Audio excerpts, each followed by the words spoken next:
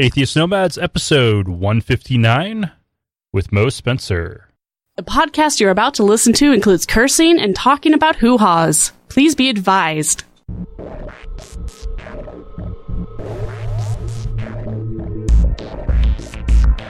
We are the Atheist Nomads, bringing you history, science, politics, religion, and interviews with leaders in the atheist community. Not all those who wander are lost.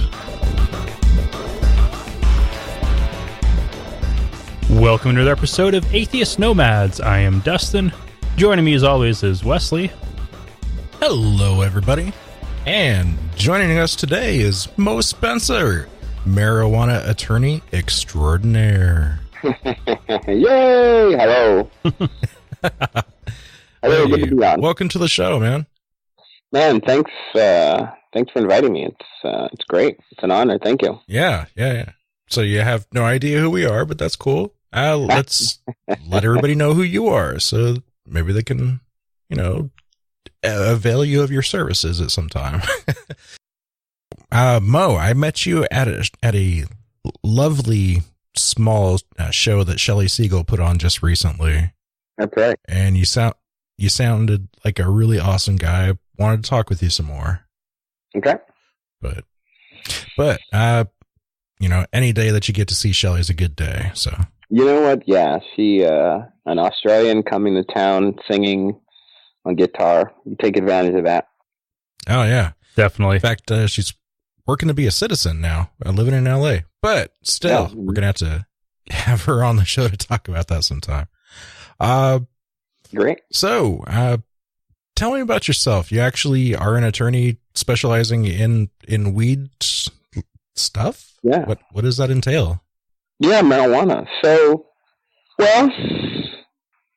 I moved to Washington about 2010, and from Oregon. Went to law school in Oregon and started a regular practice with a law firm out in Pasco, Washington, Tri-Cities, Pasco, Richland, Kennewick, doing criminal defense and family law and divorces and child custodies and all that fun stuff. All that fun stuff. And then did that for a few years, moved to the west side and was a public defender in Snohomish County, and then left those guys to open up my own office when the I-502, which was the initiative that passed, that legalized and decriminalized, which are two different things, marijuana in Washington. And I just saw the writing on the wall, and it's something that I've always thought in doing the criminal cases should have been not a something that people were arrested for. And I did scores, maybe hundreds of marijuana cases, and there were much ado about nothing. And even the police were tired of arresting and dealing with people with marijuana. It was not a big issue. So my premise in wanting to be a marijuana attorney was really twofold. One, I wanted it to stay legal, be legal, and because I represented so many people who got charges on it that were really baseless, except for the possession of it, and two, because the illegalization of it and the history of it is all about race, and it's all about arresting people of color and black folks in general. And I only really came across that after I became an attorney. I didn't know that prior. And these are laws from Nixon and some other things. So those reasons were easy. It was easy for me to do it because I had a sort of a personal thing that I wanted to see it work. And that's why I became a marijuana attorney. And it's been great. Yeah. I've always understood that Nixon did it to, one, get black people out in jail, and two, to basically put anybody that he disagreed with in jail, which was, a lot of the leftists or hippies or political activists back then. Yeah, You hit the nail on the head, and for an attorney and for a black male, black male with dreads, I mean, doesn't get any more ragamuffin than that. And that I didn't know this history was only after researching it and after doing a lot of criminal cases. Certainly before 502 passed, I it was illuminated to me, and this goes back to 1970 when Nixon passed the Controlled Substance Ban Act, which gave us Schedule 1, Schedule 2, Schedule 3, which marijuana's on Schedule 1, and, aspirin is on Schedule, well, aspirin's not even on the schedule, but cocaine is on Schedule 2. Mm-hmm. And oxys are on Schedule 2, and the most serious drugs are on Schedule 1, and it means that you cannot research it, you cannot possess it, you cannot even look at it, and that's heroin, GBH, obviously marijuana. He put marijuana on there. What's the drug that Indians, Native Americans? Peyote. Peyote. There you go. I knew somebody was going to say it. Peyote. So the worst of the worst of the worst, and Nixon put it on there. And the idea in 1970 was that if you got arrested for marijuana possession in 1970 and 71, when the act passed, you got a felony. And when you got a felony, what could you not do come election time? Vote. You can't vote. And guess who won the 1972 election by a landslide? So the people who created it, I found, was Nixon's chief of staff, guy named Bob Haldeman, and his legal counsel, Ehrlichman. And mind you, these are the same two guys, along with a third guy, Dean, and the Watergate folks. These were the guys that went to prison on Watergate, but Watergate was the least of their criminality. Creating the controlled substance ban was purposefully done to arrest black folks, and Bob Haldeman, who came up with it, said so 15 years after he got out of prison, wrote a book, and he said all about it. He says, we created it because in 68 and 69 we had, the riots, and we created so we can control black folks and we could arrest them. But then all of a sudden we had white hippies, but then all of a sudden we had college students who came from good families. But hey, look, if they want to smoke marijuana, let's throw them in with the black folks and the hippies, and we can arrest them because they're not going to vote for Nixon. So, and then the law was not supposed to last. It was Nixon was going to take it off Schedule 1 after the election. Shocking. It's true. Yeah, it's so horrible. He created it. He was going to keep marijuana on for the election and then take marijuana off, or put it on Schedule 2 or 3 or take it off after the election, but then he got impeached. And so 45 years later, here we are still living with Nixon's shit. And that's what I say. And I go around the country speaking about this subject, and I use the Nixon tapes, which illuminate this. None of this is my personal opinion. It all comes from the Nixon tapes and Bob Haldeman, his book, as well as I talk about how marijuana became legal in Washington. I show some PowerPoint slides showing marijuana in the stores, like walking into a jewelry store. There it is in the encasing, and your bud tenders, not to be confused with bartenders, can tell you all about it. And so I do these talks, and I go around the country, and I was in Chattanooga, Tennessee in October of last year, and at a university, and the students were just looking at the slides like, but how, but what? Because they just couldn't wrap their head around that. I'm in the deep South, all right, and Virginia too. I went from Chattanooga. I spoke in Virginia. I spoke in Pennsylvania, and Wisconsin, Madison, north of Madison, Wisconsin, a place called Stevens Point. I got invited out there, and the auditorium was packed. I got there. I thought maybe it'd be 50, 60 people. It was 350, 400 people. Oh, wow. So, there was a lot of believers in northern Wisconsin. and but they can't wrap their head around how Washington did this and how it's legal and how nobody's getting arrested because we've been so suppressed with this notion of marijuana and it's a bad drug and it's a slippery slope and we have to keep people from it. As far as the schedule classifications go, most or some of the stuff on Schedule 1, you could kind of make a case against some of these drugs, but marijuana is just completely the stupidest thing ever to be on there. Yeah. Classifying it with heroin does not make any sense. No. Yeah. I agree. And when I go around colleges and universities, I think that's one of the reasons why it packs out in the auditoriums. They want to know how we're doing it legally, how you get licensed, how you can grow. But the history component, almost no college students know. But they've always scratched their head wondering, why is this illegal? And it's been so long ago that young people don't know. They don't know the story. And so when it's illuminated, and then I leave them with places where they can go and read up more on it if they want.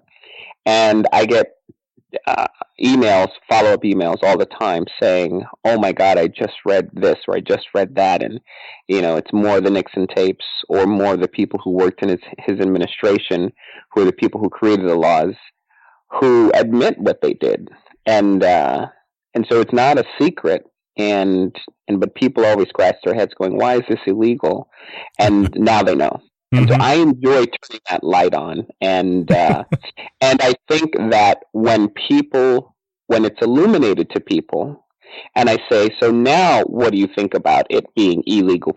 They're mad. They're angry because they've been sold this bill of goods. And all things being even, they would never have made it illegal or wouldn't have supported it being illegal. And now 45 years later of DEAs raiding homes, and putting people in jail, really devastating lives over someone who wanted power. That's it. Yeah. One man wanted power and he created all of this. And that's all it is, period. Nothing else. Well, and anybody who didn't think that there wasn't a racial element with the war on drugs, all you have to do, the clearest one, most obvious one is cocaine versus crack, where the penalties are so much higher for crack. When you look at who was using it, white people used cocaine, black people used crack. Yeah, and this came out in, I think, the late 90s in an article sort of exposed by a newspaper reporter in San Jose Mercury. And he did a whole expose on this very thing, and he talked to people in the government. He talked to DEA agents and uncovered and looked at all the different states where rock cocaine had higher penalties than powder. And being a criminal defense attorney, so I've done tons of cocaine possession cases and rock cases, and that I saw it myself, and I'm like, and I've argued it many times in court, like, why is this higher penalty, Your Honor? And I've almost been arrested by several judges, like, go ahead, arrest me, but I'm going to make my record. Wow. How could they try to arrest you for asking such an obvious question? Well, it's, being in court and a judge, it's all very formal, and so when you deviate from it, judges try to get you back on. And when I'm like, no, I'm gonna make this record, I'm gonna say this, and this is horrible, and judge, slam the gavel, that's enough out of you, or I'm gonna arrest you on contempt and that kind of stuff. I'm like, go ahead, arrest me on contempt. I'll have the NAACP down here tomorrow saying this judge arrests black attorneys, and there's only one in town, so he's trying to get rid of them. And then he's like, okay, we're going to take a recess. Chambers. In my chambers now, Mr. Spencer. And then we go in chambers, have a bit of talk, and then we come back out, and everything's happy. He's backed off, and I backed off. So, but I still get my record. So judges got to get elected, so they don't want to be on the front page of the newspaper having the NAACP saying they're arresting black attorneys, and there's only one attorney in 300,000 people, and so it's not good news for them. Yeah. Oh, wow. Nice. Not my first rodeo. All right, cowboy. That's So, right. You guys like man, that? yeah, totally. Yeah, sure. And you're in the Tri-Cities area. You saw some rodeos down there, whether you wanted to or not. Yep, there you go. The roundup. Yeah, I went to college in Walla Walla, so Oh man, yeah, you know. oh yeah, Yeah. it's a different world there. I actually liked it out there. It was a slower pace. I mean, all things being even, it was slower pace. People are definitely nicer and warmer. Oh yeah, it's a dry heat. Yeah, it's a different weather. They get more sun out there, but it is Eastern Washington, and that comes with, a lot of conservatism and stuff. But all things being even, I didn't mind it too much. And I've been to Walla Walla. I lived in Pasco's, 40 minutes away. Yep. Been to Walla Walla the time. What a great city. So yeah. Yeah. Oh, and it's so much easier to get between the two since they've expanded the highway. Oh. Mm-hmm. That's definitely helped. I haven't actually. Last time I was out there was would have been 2007. Okay. Yeah, So, before I was even there. So yeah, yeah. it's been a lot. A lot has been built up since then. Yeah. Oh yeah, I was looking at I had a friend who had some tickets for some wine tasting event at Walla Walla or in Walla Walla, and I was considering getting those tickets from her, and I looked it up on the map where they were, and I was like, this isn't right. This isn't where the roads are. This can't be just north of College Place when Right. no, they've just built a new highway. And it's wow, yeah. That'd be incredible to see. And I've been out there, tons of wineries, and I got there in, I think, late 2009, 2010, and they built more wineries while I was out there even. Mhm. So it's just really, really fabulous. And what a great weekend getaway, if you want to leave Seattle and go out there for a weekend and come back, it's a great time. Might have to check that out. Yeah. Yeah. Sure. All right. Well, let's go ahead and take our first break. We'll get Mo on the couch, on the little psychiatrist couch, to talk about his childhood. Atheist Nomads is proudly brought to you by Archway Hosting. Check out their low-price, full-featured hosting solutions at archwayhosting.com. That's ARCHWAY hosting.com. Hey, we're also brought to you by listeners just like you. Find out how you can become a patron at patreon.com/atheist nomads. That's patreon.com/atheist nomads. And we're back. Feels weird saying that. All right, Mo. So, I recall during our little conversation, music playing, everybody's loud, but I remember you mentioning your childhood, and it sounded rather interesting. And you being an atheist yourself, tell us a little bit about your upbringing. Yeah. My parents are from Trinidad and Tobago, and for your listeners, that's in the Caribbean, not north of San Francisco. And they came over here in the early 70s, mid 70s, and then I was born, and then we went back to the Caribbean, and I spent my summers in the Caribbean, in Trinidad and Tobago. It's a beautiful island. It's third world, so it has shanty towns and poverty, but it has an amazing amount of wealth.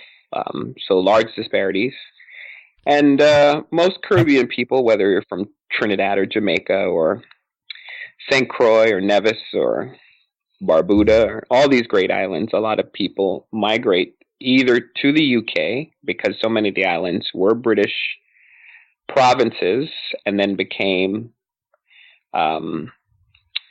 independent. And in England had a mandate. That's why, and my uncles moved to England. I moved with my parents to the States, but we could have just as easily gone to England because England had a mandate after the war, World War II in 45, where they were decimated with males. They didn't have enough males.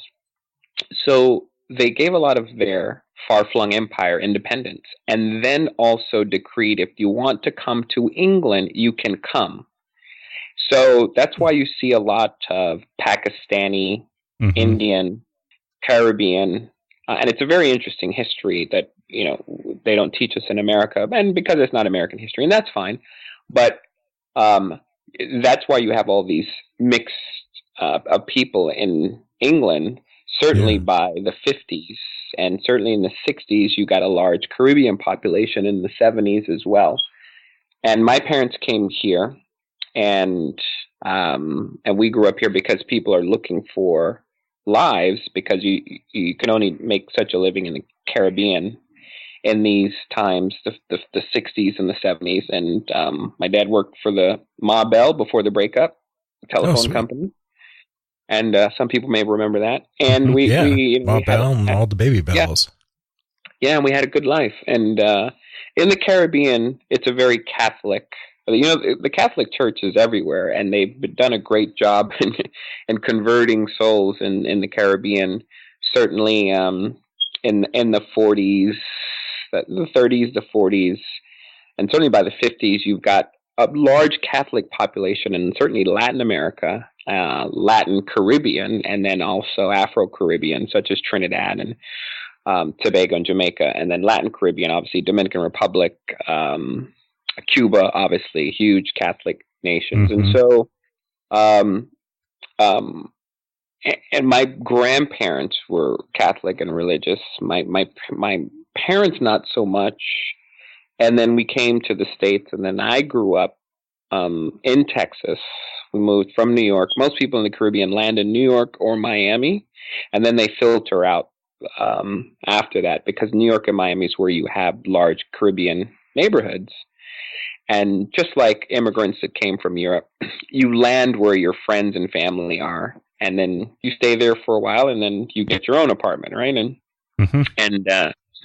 similar, I think we landed in New York and was with my father's, or New Jersey with friends of my father. And then ultimately we got a place, and then ultimately moved to Texas. And then ultimately I became a Seventh-day Adventist. Okay. Yeah. Extremely religious.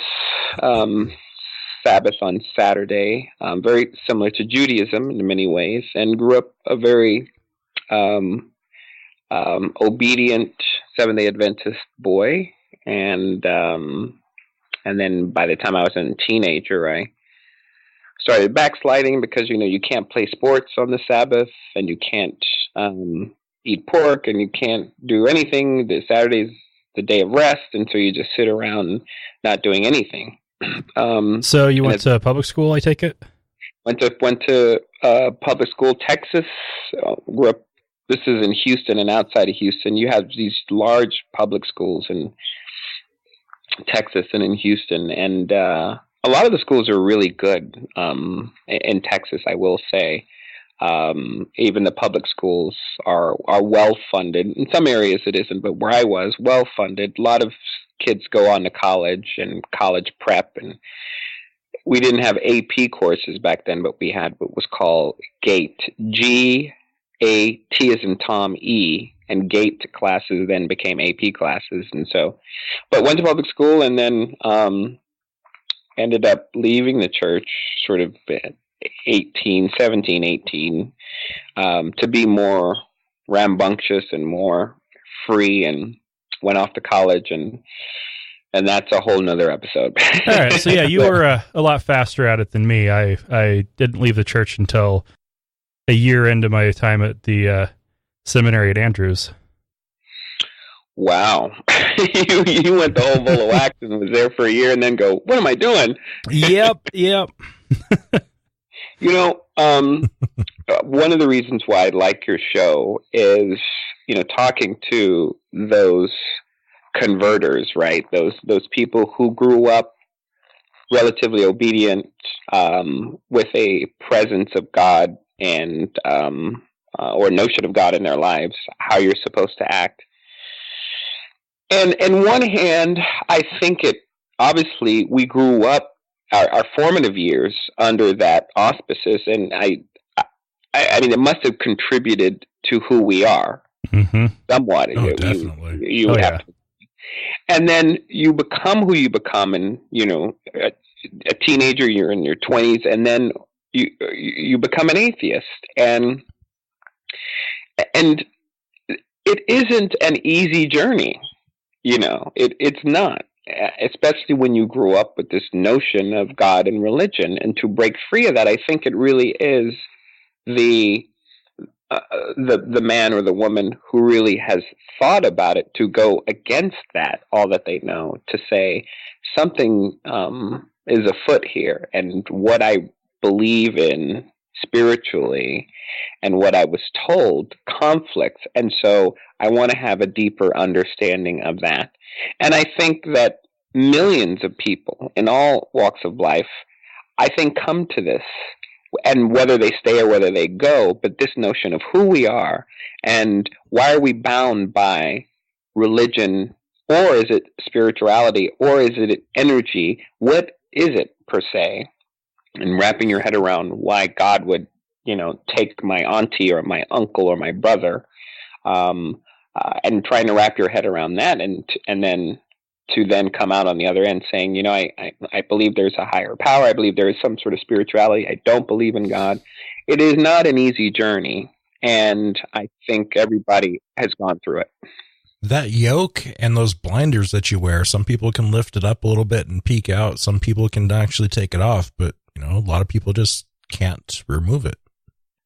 They're stuck. Yeah, and I think it's the person who can remove it that is the unique person, and giving truth to that which you seek, which is an understanding of what is it? Is it God? Is it spirituality? Is it none of the above? What is it? And to do that search, I think you come out on the other end, regardless of what you come up with. You delve deep into sort of yourself, but also into humanity, and that is, I think, it cannot be a bad research. So I still think that most people, if they actually give an honest look into it, generally come out the other side as non-believers. Right. I would have to agree. Oh yeah, I saw that in the eyes of my classmates at the seminary. So many of them. And then there were just as many who the look you saw in their eyes wasn't that they were starting to see the truth. It was their eyes were completely glazed over because Jesus. Mm. Oh man, going through the motion. So let me ask you this. This is a great question. I mean, I almost have thought about going into the seminary. I didn't, but when you say you saw it in the eyes of your classmates, does it make them upset and angry having gone into the cemetery, and then now there's this illumination of maybe there is not a God? And does it make them angry? Does it make them, well, I've been cheated? How did most of those people who then may have become atheists feel? The only one I can speak for is myself on that. Yes, I was quite angry when I wasn't hired by the church prior to going to the seminary, so I was doing it on my own, and with the added student loans, I have $600 a month in student loan payments.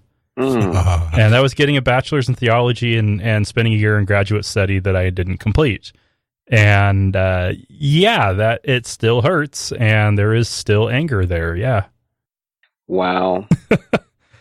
That's like going to law school for the first year and spending all this money and go, nope, I'm not going to do it. Mm-hmm. Turns out law is all bogus. Government is bogus. I'm an anarchist now. Yeah. There's definitely some resentment. I've been able to, get over, I would say resentment left. I've been able to get over most of the anger, but those first couple years, I was really angry with the fact that I had devoted so much time and on something that I later found out to be complete bullshit, and that people had been lying to me for so long, and that when I finally started getting in deep with it, I found out even the professors, at least 3 professors that I talked to about the doubts that I was going through, didn't really believe it.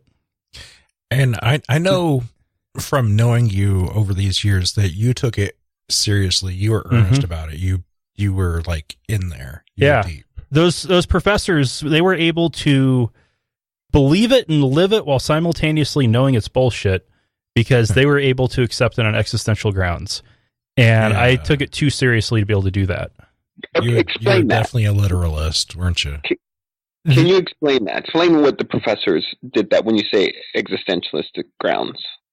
They reached the point where they had all these questions. They couldn't find answers. It was not intellectually satisfying to at that point. And rather than walk away, and I think in each case, by the time they got there, they were already married and had at least one child. So they had that hook in the church. And their jobs, shit. And jobs already. They would have already been all hired. They decided that the life that they got as Adventists was worth it. And they were able to... And what's crazy is one of them is one of the loudest defenders of young earth creationism. And yet he knows it's bullshit. Well, that's kind of the same way it goes when you have evangelical pastors that, love to snort cocaine off of their favorite hooker's ass. Yeah. Yeah. All right. Well, we're going to take our second break, and then I got a few more questions about your Adventist upbringing. We love hearing from our listeners. You can email us at contact@atheistnomads.com, tweet us @atheistnomads, send us a message on our Facebook page at facebook.com/atheistnomads, or better yet, call us and leave us a message at 541-203-0666. We might even play it on the show. You can also help us out by leaving us a review on iTunes, Stitcher, or your podcast directory of choice. So, for our listeners, the Adventist Church has, at this point, about 18 million members worldwide. Less than 1 million of that is in the United States. And when you're talking about a population of 320 million in the U.S., that's less than 0.33% of the U.S. population. In much of the Caribbean, the Adventist Church makes up anywhere from 6 to 10% of the population. Oh, wow. And in some polling, people will identify as Adventist as high as 20%, because it ends up creating, because of the focus they end up having on education, it ends up being, the smart rich people are all Adventists, so I want my kids to be successful and educated.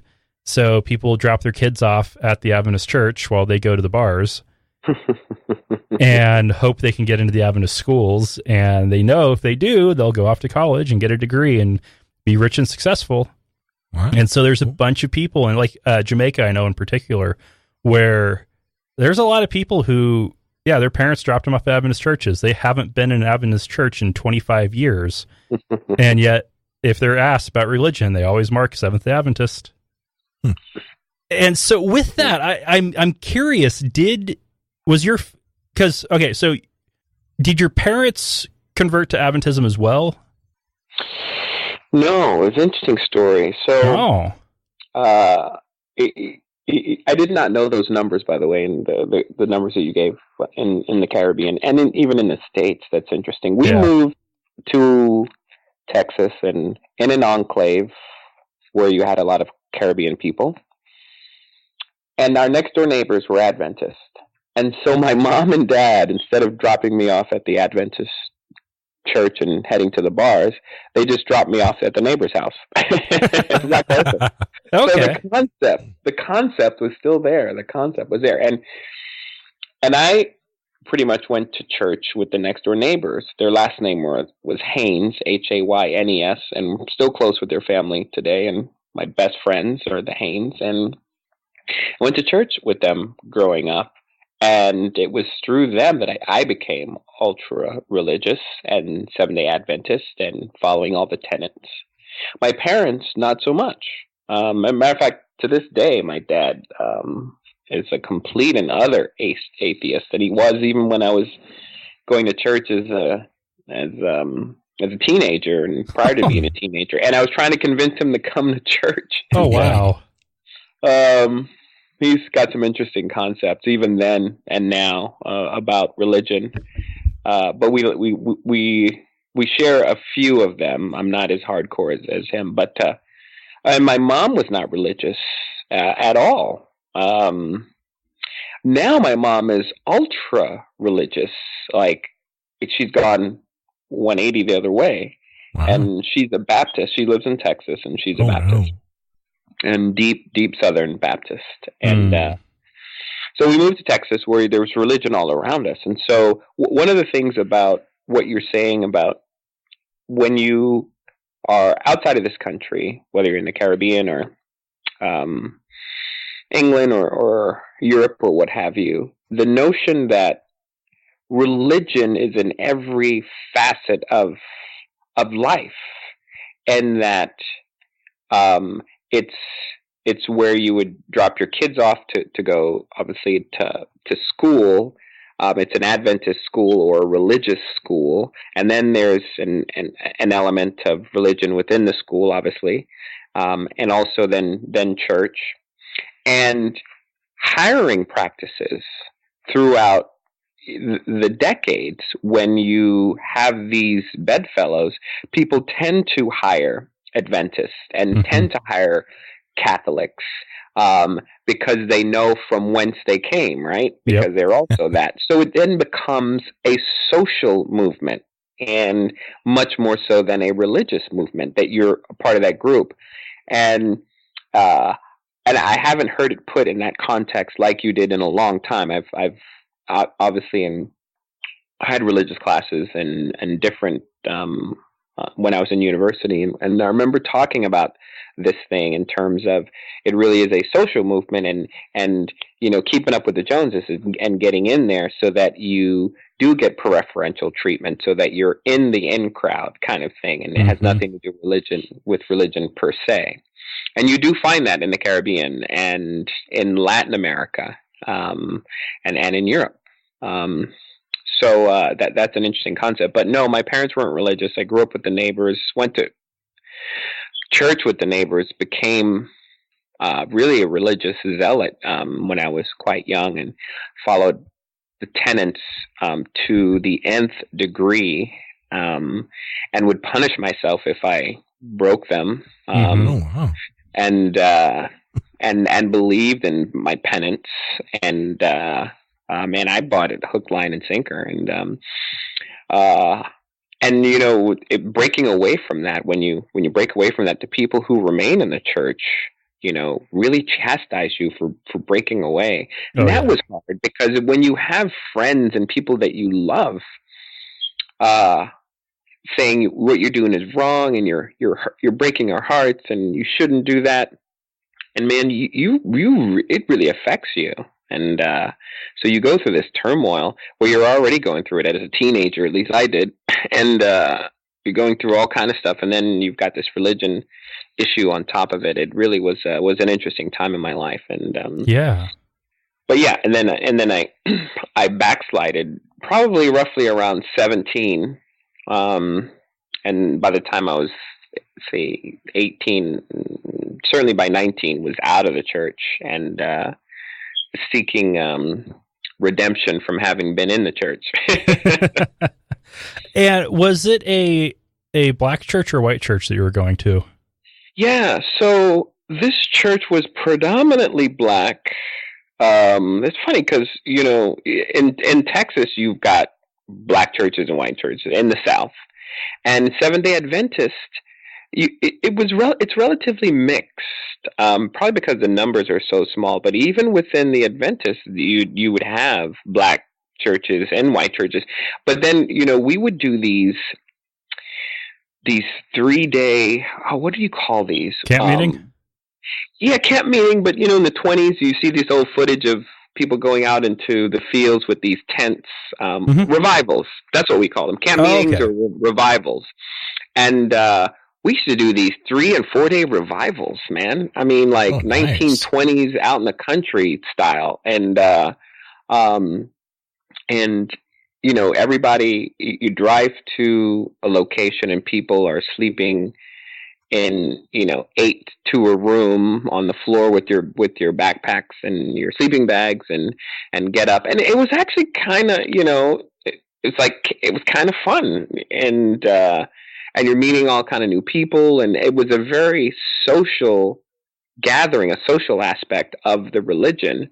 And the young kids were always trying to sneak away and you know, do you know, flirty stuff or, you know, heavy petting on the side or whatever, and try not to get caught by the adults. But then, you know, we're dressed to the nines, and it's Texas, it's 90 degree weather, and you're wearing a suit. That was crazy. And the preaching was hellfire and brimstone. I mean, you know, the 1850s style in the colonies, you know, the 1700 in the colonies, kind of hellfire and brimstone, really fiery preaching, and did those revivals, and it was to rejuvenate your faith every year, you know, and it would. I mean, they've got it down to a science, and you felt great about it, and you felt more indoctrinated, and went back home and meant and with a mission to be a better Christian and a better Adventist. And so, you know, there's this whole program of sort of keeping the believers in the belief, and there are many different ways to do that, whether it's camping or these retreats. But yeah, I did all of that, and to some extent it was kind of fun because you're there with all your friends and all your people, so you don't know that it's any different. And to an extent, it is the social gathering. And when you get older, you know, people in the church will find you jobs. They're like, hey, are you interested in working? Are you interested in doing this? And people would come to the pulpit in the beginning, and they would say, there's opportunity here, there's opportunity there. Get with Sister Helen or Sister Jones or whatever. Yeah, they're great at networking. Yeah. Yeah. Oh my God. Oh my God. Same as the shipyard that I work in. I mean, the Mormons are massive in there. We actually call them the Mormon Mafia, because they kind of infiltrate and bring their people along with them. Yeah. Now back to the revival was, and you know, in case anybody thinks I'm just getting hung up on race, the Adventist Church has formalized segregation, and there you also have vast differences across geographical areas. I can't use the word region because that specifically means the Black Church. But were these revivals mostly were they Black Church events, or was that more mixed? You know, when I think about it, God, this is going back so long. It was definitely a predominantly Black revival, no question about it. Predominantly Black, and every now and then the pastor or the preacher might be white, and some of the congregation would be white, but it was noticeably predominantly Black, no question about that. Because when I was in Walla Walla, we had a couple of revivals on campus. Everybody who organized them was Black. I think everyone who ever spoke at them was Black. And about half the people, this is a campus that was 90% white. Half the people that would show up for these revivals were Black. And so, because what we had in Southern Oregon was, we'd have camp meeting, which there'd be a local one in Southern Oregon that would be just a weekend, and then there'd be the big Oregon Conference camp meeting in Portland that would be a whole week long. That's right. Yeah. And we'd bring in evangelists if we needed to get try to bring in more members and also try to revitalize the existing membership. But yeah, we didn't do revivals. Yeah. So camping is different than revivals, and and that's when I take it back to that give me that old school religion kind of. That's what it was. That's what it felt like. It felt like you were in the 1920s. You're out in the country. They build tents, and you're out there for a couple of days, but it's in a town that's it's always 5 or 6 hours from your house. Mm-hmm. You're driving there, and then you stay at the houses of people in and around where the site is, but even then, that's 20 minutes outside where the revival is, right? Mm-hmm. So that's where you're sleeping on the sleeping bags, and every now and then you got hotels, but the idea was that you did not get hotels, that you had a laundry list of people who were folks who lived in and around where the revival was, and they would open up their homes. And sometimes you didn't know these people. You just knew that they were part of the faith, and they would welcome you in the homes, and you found a spot, and you put your sleeping bag, and it'd be 20 people in this house, and you didn't, and it might be 5 or 6 of your group, but then you're with 20, 30 other people that you don't know, but you get to know them over the days because you're sleeping together, you're brushing your teeth, you're getting up, you're using the bathroom, heading to the revival, you're sweating all day. You're listening to these pastors and preachers just preach like it's the 1750s. Like God was coming tomorrow. And these black preachers, they get down. Oh my goodness. Oh yeah. And it's funny because I remember in my 20s, I met this girl in Texas, and she was a Pentecostal, and she took me to Pentecostal church, and I nearly fell asleep. I said, this is painful. At least my church, you got up off your feet and you're like, yes, Jesus. Oh, come on, bring it. Bring it. You hear in black churches and Baptist churches and, the congregation, you can hear old sermons of Martin Luther King, for example, and he's preaching and people are like, come on, Martin, come on. People are like that. And that's, affirmation that the church is saying, okay, you're going, we're with you. And that's strictly verboten in Pentecostal church, right? And so if anybody tried to say, come on, people look at you strange. And it's just very quiet and obedient. And I thought, man, I hope I don't, step on a cracker or something, because people will just get upset. Wow. But you would have been so shocked if you'd ever stepped foot in a white Adventist church. Oh, I have. And because Pentecostals make a white Adventist church makes the average Pentecostal service seem insanely lively.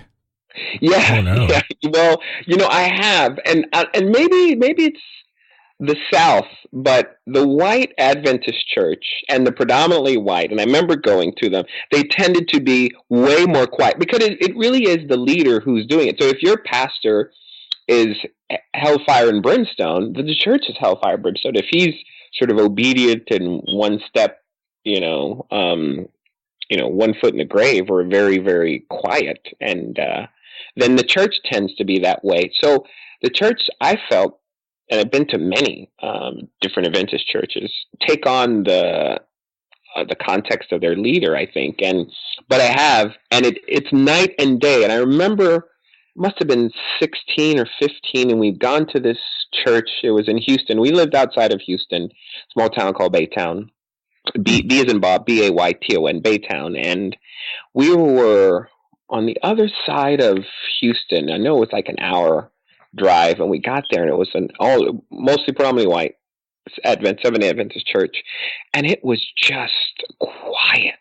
And I remember we got there after the doors had shut, and so you need to wait, obviously, until there's a moment where the deacon can let you in, and you're thinking, God, I don't want to go in there because everybody's going to look at you, and but in the black churches, everybody's wailing, and so it doesn't matter when you walk in. People ain't really paying attention, or they give you the nod or whatever. But when it's so quiet and the doors open and they look at you and it's like, oh God, you're late. And But I had been to several, and you're right. It's night and day. Mm-hmm. Yeah, it's a big enough of a difference that the few black churches in the Northwest, there's one in Seattle, one in Pasco, and one in Portland. They have been trying to get some kind of a region structure established in the Northwest, because when it's the only black church in the conference and the conference president comes to visit, it makes the conference presidents really uncomfortable to be at a service that is nothing like what they're used to. Mm. You're talking about Adventist, or you're talking Adventist, about... Yeah, okay. It's funny because I was in Pasco, and for years, Pasco, Kennewick, Richland, and there are several black churches there, not Adventist. And when I got there, I remember the attorney I was working for, this is going to sound so funny. He's a white guy, one of the nicest men I've ever met to this day. Just love him to death. And it turns out that he was one of the go-to people in the black community, and he'd been there for practicing for 30 years, and he was very well known in the black community. And so he hires me. And on my first day, he goes, "Here's a list of black churches. I want you to start going to them." I'm like, "For what?" He goes, "Let everybody know that you're in town and solicit business." And I thought, that is just horrible. I can't believe he's asking me to do that. That is racist. So I'm like, all right, fine. And I grew up in black churches, so no big deal. So I go to this church, not an Adventist. I go to this church, and they're like, "Oh, you're new?" And I'm like, "Yes, my name is Moe Spencer. I'm an attorney in town." "Oh, okay. Oh, meet this person." "Oh, yeah, meet this person." And I'm a big believer in whoever you are. It's kind of what I call the law of energy, the law of, or some people call it the secret. If you want people to know who you are, you got to tell them, "Hi, my name is Moe Spencer. I'm a marijuana attorney, and if you need a marijuana attorney, let me know." And so I go around, giving my 20-second spiel.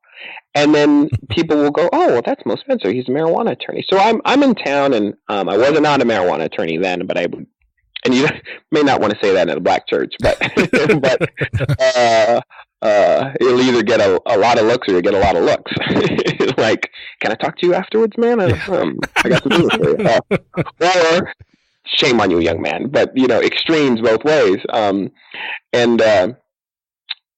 introduced myself and let everybody know I was an attorney. At the end of church, people came up to me, "Hey, can I get your card? I got a case," or, "Hey, I got this issue.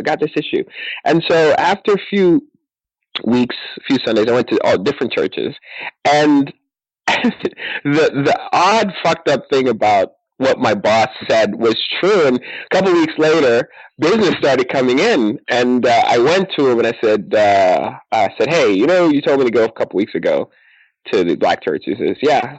He says, "Yeah, business is coming in." I says, "Yeah, it is. But I got to tell you, initially, I was horrified that you asked me that." And he said, "Now I look forward to going to church every Sunday. I get 3 new converts, my converts, right?" And so we had a big laugh, a big chuckle, and much ado about nothing. And he meant well, and it turned out to actually be kind of brilliant. But yeah. But it's funny that when I came into town, he didn't say, "Hey, go to the local jail and start soliciting people." He didn't say, "Go to the grocery store." He didn't say, "Go to the schools." He said, "Go to the churches." And whether it's 2010 or 2011, or whether it's 1910 or 1850s, the church has always been a place where people are gathering. And when you think of other places where people are gathering, certainly schools, picnics, I guess, a beach, but in terms of where people know each other, it really is, there are only really a handful of places where you can really go and get that sort of treatment. And it is a church, and it stood to reason that he would tell me to go there. But yeah, there are some black churches there, and I went to all of them. and pretty much everybody in town knew me.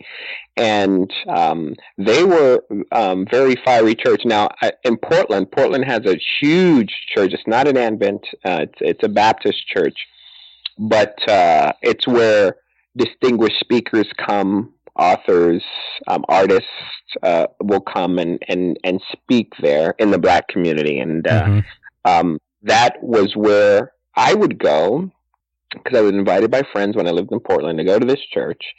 And it's where a lot of the social activities went. And I'm completely a non-believer now, but I would go in there and really mix it up with the people there, because it was the social gathering. And so it's still that place where people go, and it kind of goes back to what you're saying about the non-believers, or the professors or the teachers who are still living that life, but they've sort of are maybe non-believers, but they're married with a child now and they're in the church.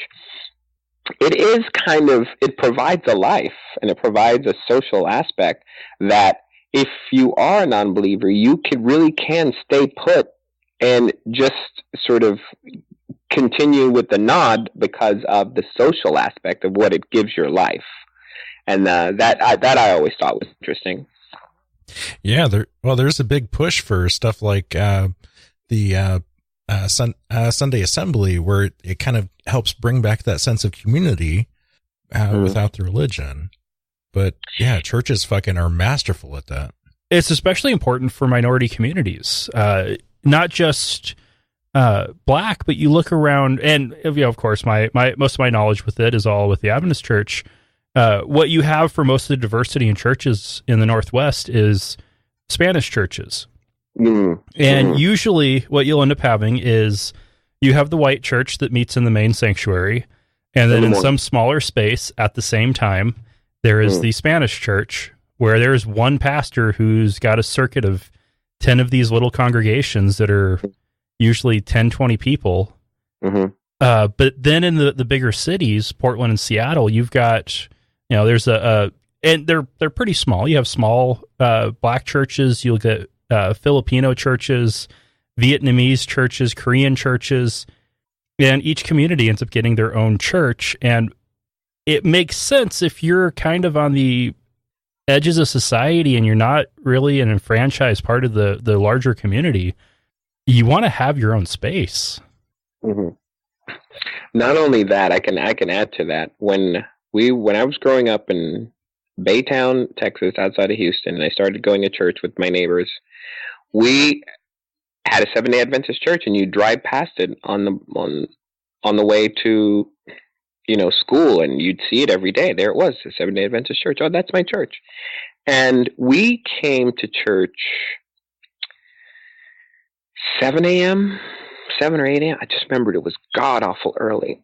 And then we got out of there at noon. We did a potluck on some Saturdays, but then in the afternoon, the church was taken up by the Spanish congregation, Seventh-day Adventist congregation.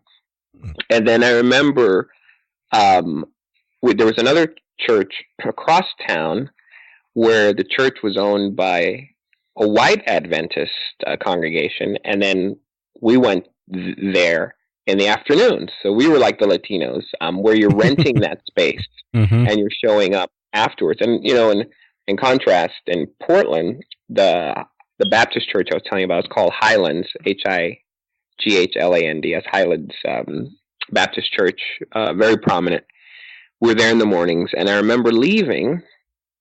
I'd been there a few times with my friends who had invited me, and coming in after us, guess who's coming in after us? Ukrainians. Nice. Yeah, so the Ukrainians, and it was I remember sitting in the parking lot just watching, and I mean, the Black congregation was packed. I mean, it's a beautiful 2-story with balcony seating, this place, and it's packed every Sunday with Black parishioners. And then I watched the Ukrainians come in, and they packed that church out too. I said, Jesus, I didn't even know there were that many Ukrainian in Portland, right? But Portland and Seattle have huge Russian communities and certain Ukrainian communities. And if you ever get Ukrainian and Russian mixed up, a Ukrainian will let you know. Oh yeah. Oh yeah. And but large Ukrainian population in Portland, and they, let me tell you, they all showed up. And again, another social aspect for the Ukrainian church and any other religious diaspora. Mm-hmm. But there it goes. But in terms of churches, it's very common for one to be renting out the space from another, but everybody wants their own space because it's where you can worship, and it's where you feel safe. It's a safe space, and it's where you can grow and bringing more parishioners in to say, hey, we have a space. If you don't, then maybe people will be turned off and not be so willing to be a parishioner. And then, of course, you know, the tithings and being able to get donations from your parishioners, that's important to keep it going too. And so the whole aspect of it is very important. The space, the parishioners, the seeding it with money and continuing it with the parishioners' money. It's a very interesting, and I think people go to school to understand that separate from the religious part, right? So, and with the immigrant populations, they they'll also, a lot of them use it to keep their culture alive. We have that in Boise with the Greek and Russian Orthodox churches. They both do food festivals. Huge fundraisers for the church, but this little church is there basically to keep their culture alive in this foreign place. Man, I would go to that. Oh, it's good food. I mean, you know what's interesting? Portland's, I keep harking back to Portland. It's one of my favorite cities in the world. Portland has the Greek festival. It's one weekend out of the year. Everybody in town, it'll be Friday, Saturday, and Sunday. Everybody in town, you can ask on Monday morning at the water cooler, everybody in Portland on one of those days will hit the Greek festival because it's that good. And it's attached to a church, but then they sort of kit it out with tables and tarps, not tarps, but it's like doing a revival next to the church, but it's all food and games, right? Yeah. Tents. And they cut the city will close off streets. And so this has been going on for 20 something years. And I first showed up in Portland. I went to it. I'm like, my God, this is well done. And it was packed. The food was great. But people forget that the reason why these things started, and now it's been 20, 25 years, it's probably 30 years now, and it's getting bigger and bigger and bigger. And now people come just for the fun of it. But people forget it originally started that small impetus of maintaining our religion, maintaining our culture. And that's what it's about. And and you get a lot of that at the Greek festival. But sometimes after 10, 20, 30 years, it's lost. People are just there it's a social gathering. People come and eat. They have beer, or they start there and then go into the town. It's a really big gathering. If you've never been to Portland Greek Festival, go. But yeah, that it's kind of like you said about the Russian and the Greek Orthodox. Yeah. That's why they do it.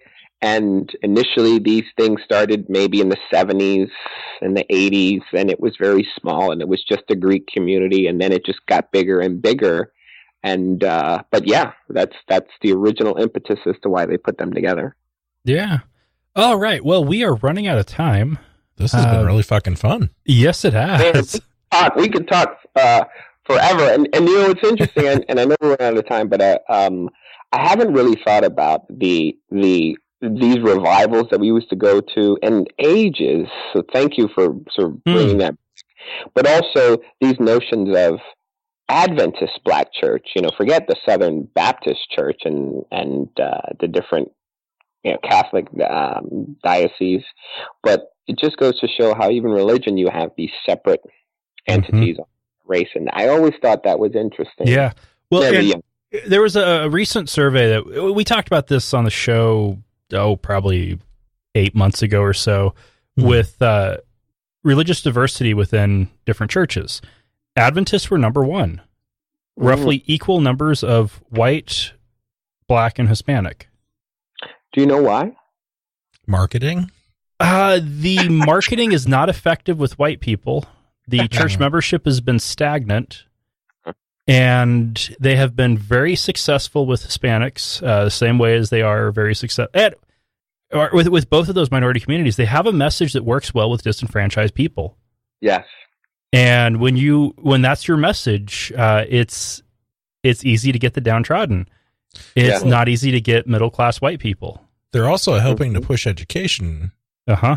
So at least for Seventh Day, I mean, that's got to be a big factor right there. It definitely does end up being a big factor. But what ends up getting interesting is you start looking at those stats, and throughout the Midwest and the South, you'll have 3 to 6 white conferences and 1 or 2 black regions for each union. Mm-hmm. And there's a white college for each union, but there's only 1 black college. Where's that at? Alabama. Huntsville, right. Alabama, Oakwood College. Oakwood, okay. Yeah. Because everybody knows Loma Linda. I even thought about going to Loma Linda, which is Seventh-day Adventist University. Loma Linda, Andrews, and Oakwood are the 3 general conference run schools. Okay. And that's because, Loma Linda's special because of the medical school. Oakwood's special because it's the black school. And Andrews is special because it has the seminary. And is also what's actually been kind of funny with some of those demographics have shifted. Andrews is majority black now. It was so weird for me growing up in Southern Oregon and going to school in Walla Walla, and then I show up for grad school, and in the seminary it was probably half black. The campus as a whole was probably 2/3 black. Mostly from people from Caribbean descent. Wow. And it was shocking to me. Incredible, but it was a very interesting experience because it wasn't the culture that I was interacting with was not definitely distinct from the typical black American culture. Yeah. Oh, yeah. Afro-Caribbean is very different. Well, it's so funny. Where was the school? Andrews. You went to Andrews? Yeah, in Michigan. So I think I've known of Andrews, but I'll tell you that the people who you were around, that's the people I went to church with. That it was Black Caribbean in Texas, in New York, and it's a distinct separate group than Black American Seventh-day Adventist. Yeah. But Oakwood is where the more traditional Black American people will go to, whereas Andrews and Atlantic Union College I think it's in Massachusetts, but that covers New York as well. Ends up also, I think it's also majority Black, also Afro-Caribbean. Wow. That's and it's crazy. If you've ever been to the Caribbean, where you don't have to if you go to these places. Caribbean culture is different. It's just different than Black American culture. It just is. And even Black Americans will tell you that. And we have a completely different upbringing. A lot of our upbringing is based on British because we were British provinces. But it is a unique, different type of character and culture. Yeah. Anyway, sorry about that final tangent there. What do you have to plug? Well, not religion, but here's what I would not so much a plug, but if anybody needs a marijuana attorney, feel free to go to my website, www.spencerpalacelaw.com. That's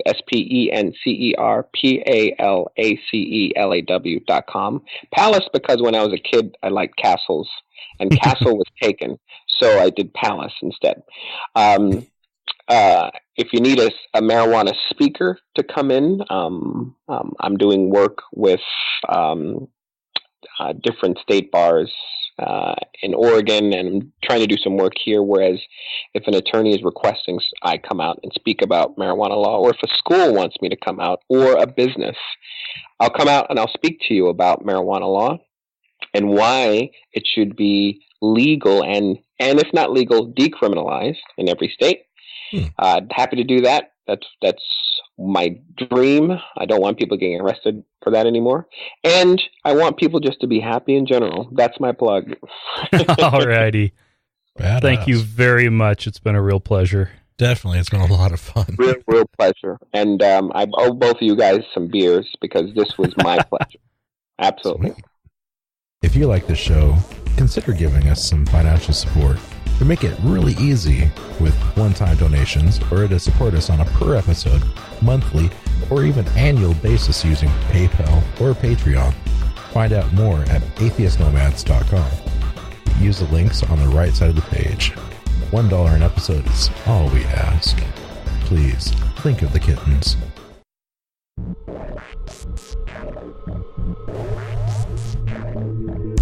Thank you for listening to another episode of Atheist Nomads. You can find show notes and contact information at atheistnomads.com.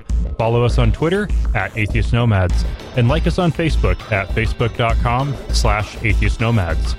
Please subscribe to the show in iTunes, Stitcher, or your podcatcher of choice, and while you're there, feel free to leave us a review. Theme music is courtesy of Sturdy Fred.